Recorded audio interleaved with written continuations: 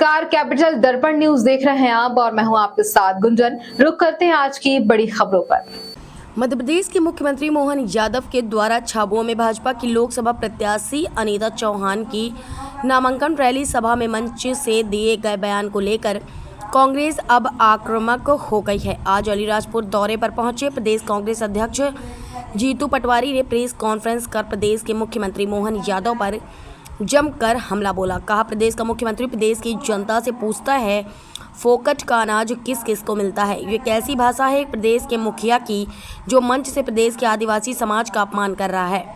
वहीं अलीराजपुर जिले के जोबट विधानसभा क्षेत्र के खट्टाली ग्राम की शादी समारोह में 10 साल के मासूम बच्ची से हुए सामूहिक दुष्कर्म के मामले को लेकर सरकार पर जमकर हमला बोला। जीतू पटवारी ने मुख्यमंत्री मोहन यादव को कहा, जरा सी भी शर्म हो तो नैतिकता के आधार पर यहां के मंत्री का तुरंत इस्तीफा ले लेना चाहिए, क्योंकि इस रेप के मामले में उनके मंत्री का रिश्तेदार भी शामिल है। इसको पूछा और उन्होंने एक तरह से उनके जीवन में जो भी उनकी प्राचीन सभ्यता और परंपरा है उसकी बात की, तो मोहन यादव जी ने उसका अपमान किया।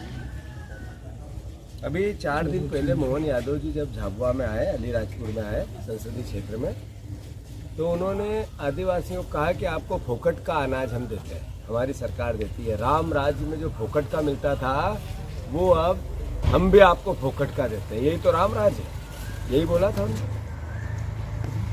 फोकट का अनाज आदिवासी परिवार भाइयों को नहीं मिलता है, शासन की योजना के अंतर्गत मिलता है, जो सरकार वोट लेती है उसके अंतर्गत। ये बार बार मोहन यादव जी आदिवासियों का अपमान क्यों करते हैं?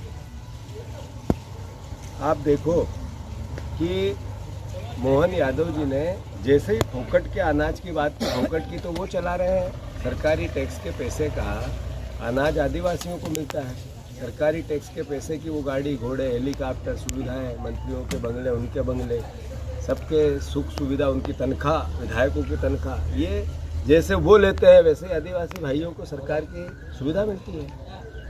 तो मेरे ख्याल से मोहन यादव जी को माफ़ी मांगनी चाहिए। आदिवासियों के इस अपमान के लिए उसे आदिवासी समाज कभी क्षमा नहीं करें, उन्हें क्षमा नहीं करें। अब ये तो समझ में आई उनको कि आदिवासियों को हम फोकट में अनाज बांटते हैं तो वोट ले लें, पर मध्य प्रदेश में पहला ऐसा राज्य है जहाँ 17 बहनों की रोज असमत लूटी जाती है। अभी आज ही मैं जिस संदर्भ में आया हूँ, आप सर्वविदित है कि एक छोटी सी 10 साल की बच्ची जिसको यहाँ के बाहुबली राजनीतिक परिवार के रिश्तेदार के बेटे ने उस बेटी की असमत लूटी, और हालात क्या रहे कि यहाँ से उनको इंदौर रिफ़र करना पड़ा। इसका मतलब है कि स्थिति बहुत भयावह है। अब मैंने जैसा कहा, क्या मोहन यादव जी में इतनी सद्बुद्धि नहीं थी कि राजनीतिक प्रभाव का दुरुपयोग हो रहा है?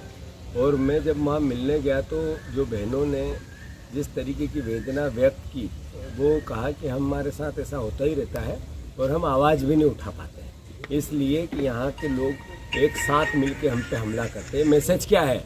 ये मैसेज है कि आदिवासियों के हितों और अधिकारों पे, आदिवासियों के अत्याचार और अनाचार पे भारतीय जनता पार्टी का संरक्षण है, ये इसका मैसेज है।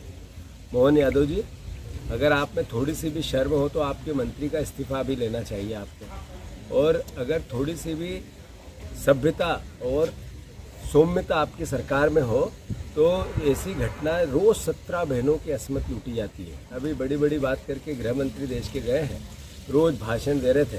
मैं उनको बताना चाहता हूँ कि एनसीआरबी के 2022 के जो आंकड़े हैं उसमें 3265 मामलों में ऐसे मामले दर्ज किए गए, और उससे 2021 में 3673 थे, जो 2000 आंकड़े बढ़ गए 22 में।